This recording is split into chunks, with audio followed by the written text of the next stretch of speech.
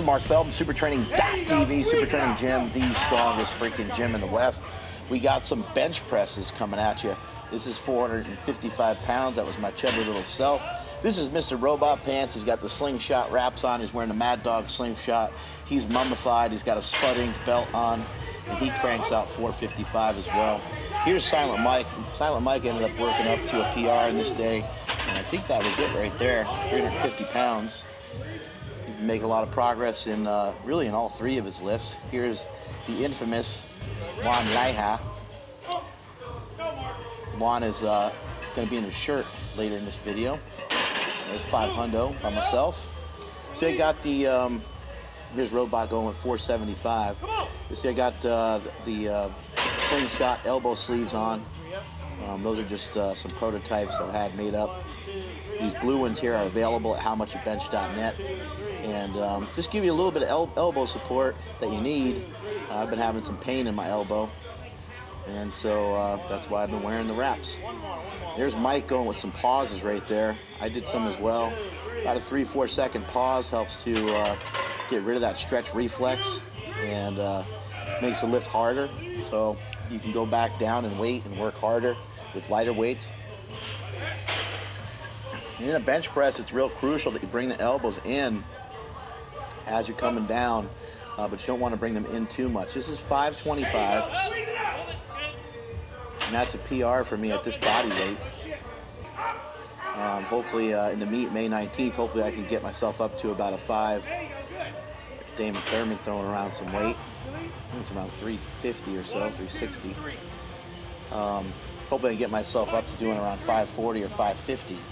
What I was saying earlier is you want to try to keep the elbows in, and something like pauses can help teach you to have the elbows in by your side, not too much as I mentioned earlier, but just enough so that you can force the elbows back out as you begin to lock out, as Juan does here. You see how the elbows were in at the bottom, close to his body, and then here's myself going with some pauses, and you can see that elbow angle. For me, I kind of bench a little differently than some people. I have a slightly different arm angle than some because I got kind of a longer arm. But you want to try to keep the barbell in alignment with the elbow. And in my case, the barbell is actually more towards my shoulders than it is. It's actually on the other side of my elbow. Hopefully you can kind of see what I'm saying there. Rather than it being, angled downward towards my gut, or rather than my elbow being directly underneath it. You see Juan kind of doing the same thing. Juan has a little bit of a long range of motion as well. I don't believe he benches that way raw, but when he's in his shirt, that's how he benches. Here's Damon Thurman. Damon's been getting stronger each and every week. He's a good strong lifter, 198 pounder. I'm looking for him to do some pretty big things coming up. He's competing May 19th, so is Juan. Juan's going for his first 700-pound bench. His best bench to date is 694 that he did at 242. And he wants to try to equal that or best that at 220, which would be unbelievable. There's Damon getting himself down to the one board. I believe Damon on this day worked his way up to around 560 or so. That's a pretty new bench shirt, so he's been really trying to work that thing in.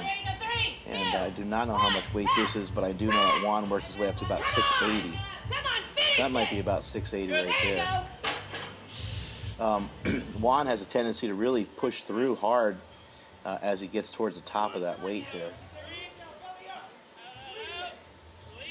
He kind of moves slowly off the board, and then he accelerates fast.